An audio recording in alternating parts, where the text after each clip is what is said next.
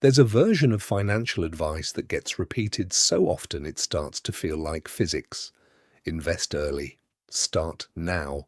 Time in the market beats timing the market.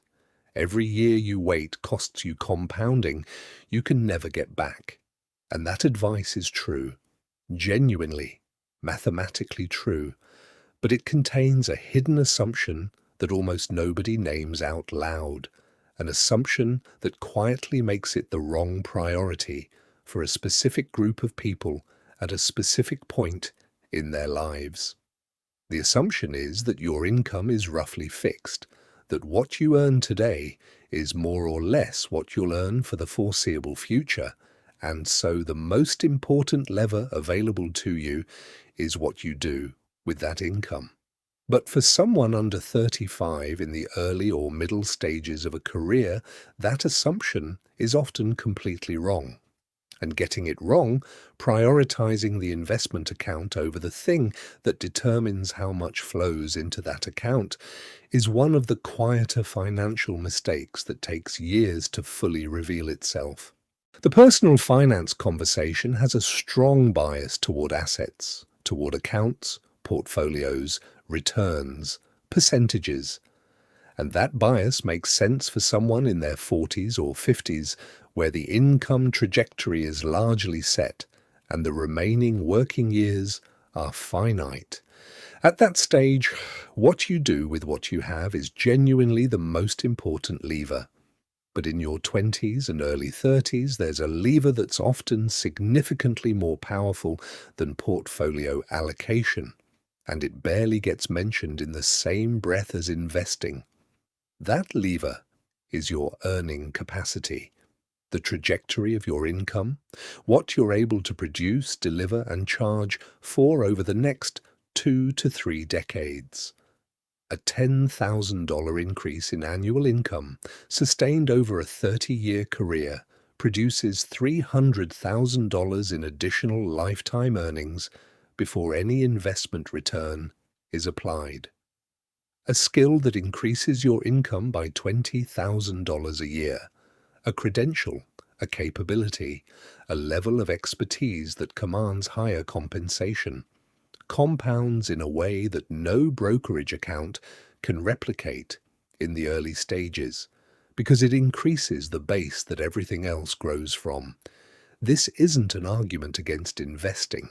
It's an argument for sequencing, for understanding which lever produces the most return at which stage of the financial journey. Let's make this concrete, because the abstract version is easy to dismiss. Consider two people at 28. Both earn $55,000 a year.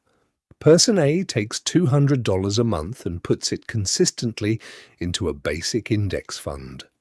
Person B takes the same $200 a month and invests it into skill development, courses, certifications, mentorship, tools that make them significantly more valuable in their field.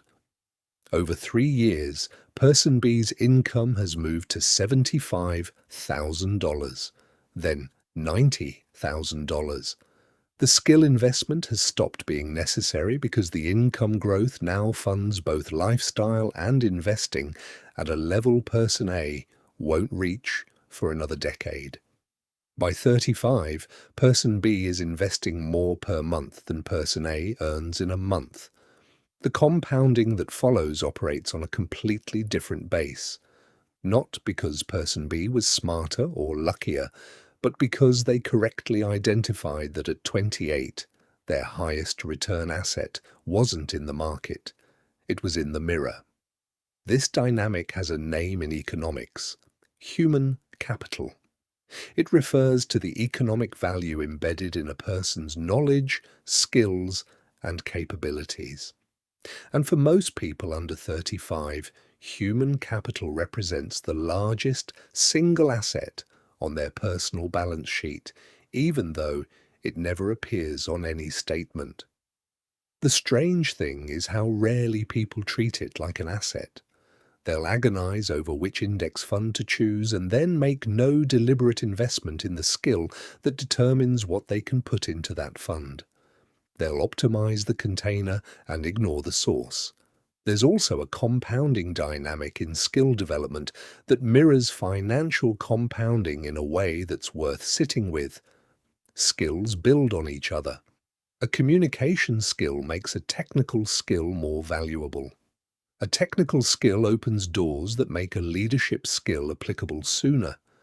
The return on each new capability is partly a function of what was already there, which means the earlier the investment, the longer the compounding curve. A skill acquired at 26 produces returns in the form of income, opportunity, and optionality for 40+ years. The same skill acquired at 45 produces returns for perhaps 20. The math isn't identical to financial compounding, but the principle is the same. Time dramatically amplifies the return on early investment. Here's the reframe that changes how you think about spending money on yourself before 35. It's not a cost. It's the highest returning investment available to you at this specific stage of your financial life. A $2,000 course that moves your income up by $8,000 a year has a return that makes almost any market investment look modest by comparison.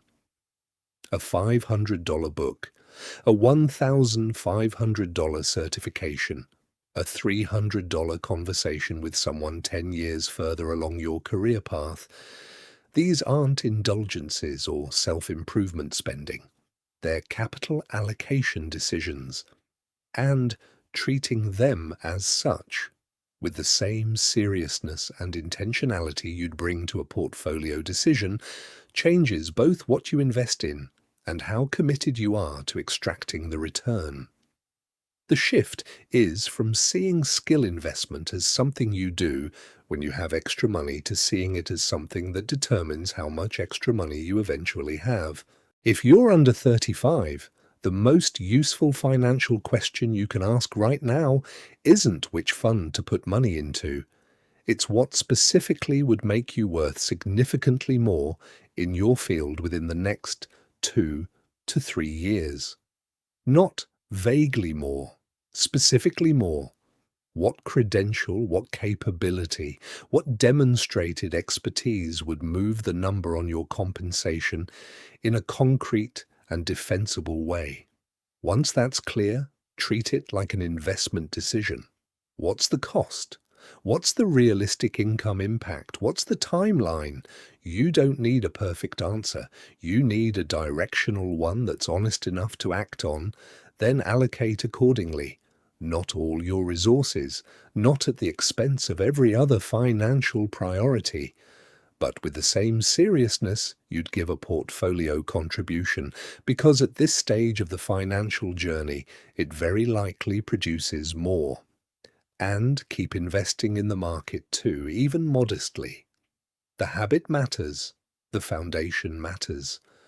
But don't let the noise around early investing crowd out the conversation about what actually determines how much you have to invest in the first place. The market will be there at 35, at 40, at 50. The window to dramatically reshape your earning trajectory through skill investment is widest right now, in the years before your career calcifies into its final shape. That's not a reason to ignore investing. It's a reason to take the full picture seriously, including the asset that no brokerage account can hold, but that determines everything about what flows into the ones that can. Invest in the market. But first, invest in the person doing the investing.